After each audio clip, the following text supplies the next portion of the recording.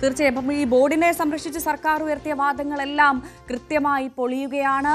അതിന്റെ തുടക്കമാണ് ഇപ്പോൾ ഉണ്ണികൃഷ്ണൻ പോറ്റിയുടെ അറസ്റ്റ് എന്ന കാര്യത്തിൽ സംശയമില്ല അല്ലേ സാരംഗ്?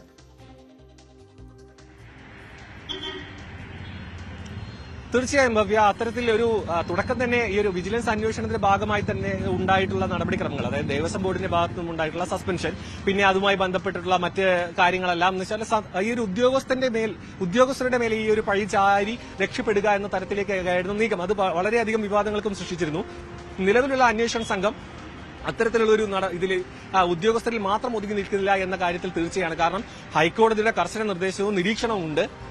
മാത്രമല്ല, ഇത് കേരളം ഉറ്റുനോക്കുന്ന ഒരു വലിയ വിഷയമാണ്. കാരണം മണ്ഡലകാലം ആരംഭിക്കാൻ പോകുന്നു.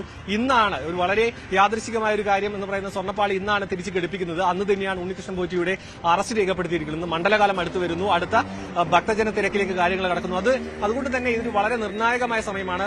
ഈ ഒരു മണ്ഡലകാലം ആരംഭിക്കുന്നതിന് മുൻപ് തന്നെ ഈ ഒരു അന്വേഷണത്തിൽ വലിയൊരു വഴിത്തിരിവ് കൊണ്ടുവരിക, ഇതിലൊരു വ്യക്തത വരുത്തുക, ഇതിൽ എവിടെ നിന്നാണ് ഇതിന്റെ ഒരു തുടക്കം, മാത്രമല്ല ഇതിൽ ആരൊക്കെ പങ്കാളികളായി, ഇത് ഉദ്യോഗസ്ഥ തലത്തിൽ മാത്രം നിലനിൽക്കുന്ന ഒരു വിവാദമല്ല, ഒരു കൊള്ളയല്ല എന്ന കാര്യത്തിൽ ഒരു തീർച്ച വരുത്തുക. അങ്ങനെ വളരെ വലിയ പ്രതിസന്ധികളാണ് ഇവർ അന്വേഷണ സംഘത്തിന്റെ മുന്നിൽ നിലനിൽക്കുന്നത്.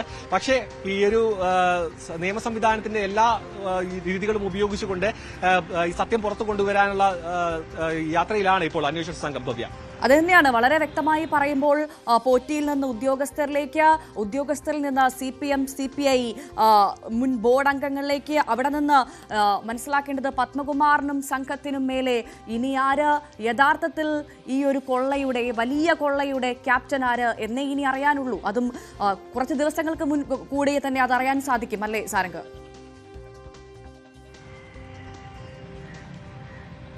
തീർച്ചയായും. കാരണം ഈ ഒരു ഉണ്ണികൃഷ്ണൻ പോറ്റിയുടെ 10-11 മണിക്കൂർ അടക്കം നീണ്ട ചോദ്യം ചെയ്യലായിരുന്നു.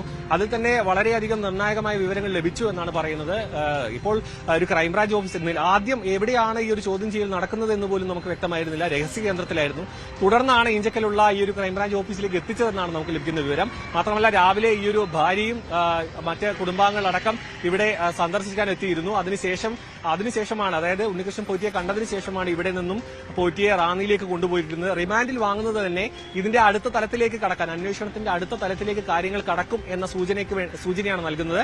നിലവിൽ ഈ ഒരു 10 മണിക്കൂറിൽ നടന്ന ചോദ്യം ചെയ്യലിൽ തന്നെ ഈ ഒരു മറ്റ് സ്മാർട്ട് ക്രിയേഷൻ ഉടമയടക്കം നൽകിയ മൊഴികളുടെ അടിസ്ഥാനത്തിൽ നടത്തിയ ഒരു ചോദ്യം ചെയ്യുന്നതിൽ തന്നെ കൂടുതൽ വിവരങ്ങൾ ലഭിച്ചു എന്നാണ് നമുക്ക് മനസ്സിലാക്കാൻ കഴിയുന്നത്. ഇനി അടുത്ത നടപടിക്രമം എന്ന് പറയുമ്പോൾ ഇനി എവിടെ നിന്നാണ് ഈ ഒരു സ്വർണം ഈ ഒരു കൈകാര്യം ചെയ്തിട്ടുള്ള ഈ ഒരു ക്രമക്കേടിന്റെ ആരംഭം എവിടെ നിന്നാണ്, ഇതിന്റെ ഈ ഒരു ഇതിന്റെ ബുദ്ധി ഉണ്ണികൃഷ്ണൻ പോറ്റിയിൽ മാത്രം, അതായത് സ്പോൺസർ എന്ന നിലയിൽ ഇദ്ദേഹം പ്ലാൻ ചെയ്ത് നടത്തിയ ഒരു കാര്യം മാത്രമാണോ, അല്ലെങ്കിൽ ഇദ്ദേഹത്തിന്റെ പിന്നിലുള്ള മറ്റ് ആൾക്കാർ ആരൊക്കെയാണ് എന്നൊരു കാര്യത്തിലേക്കൊക്കെ ആയിരിക്കും ഇനി അന്വേഷണം പോവുക.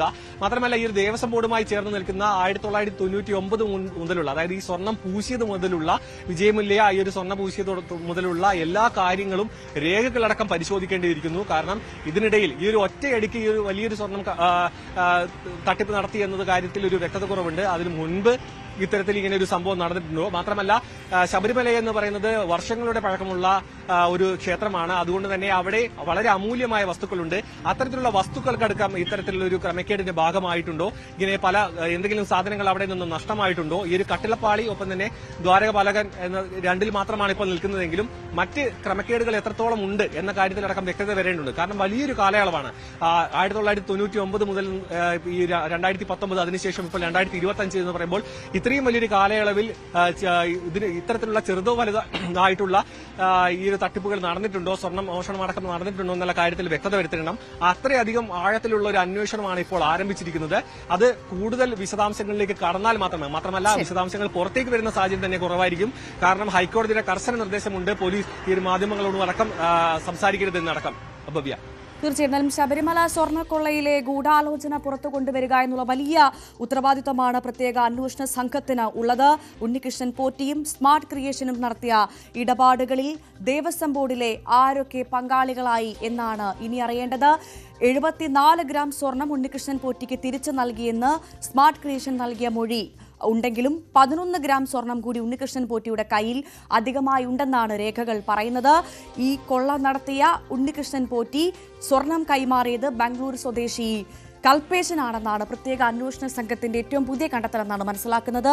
അങ്ങനെയാണെങ്കിൽ ആരാണ് ഈ കൽപേഷ്?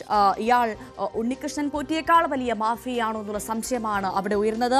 അതുമാത്രമല്ല, അല്ലെങ്കിൽ ഉണ്ണികൃഷ്ണൻ പോറ്റി എന്ന സ്പോൺസർക്കും ഒപ്പം ഈ ഉദ്യോഗസ്ഥർക്കും ഇടയിലുള്ള പാലമാണോ കൽപേഷ് എന്നുള്ള ചോദ്യം കൂടി ഇപ്പോൾ അവശേഷിക്കുന്നുണ്ട്. ഏറ്റവും പുതിയ വിവരങ്ങളാണ് ഇപ്പോൾ പുറത്തു വരുന്നത്. സാരംഗ് സുധാകരനാണ് വാർത്തയുടെ വിശദാംശങ്ങൾ നൽകിയത്.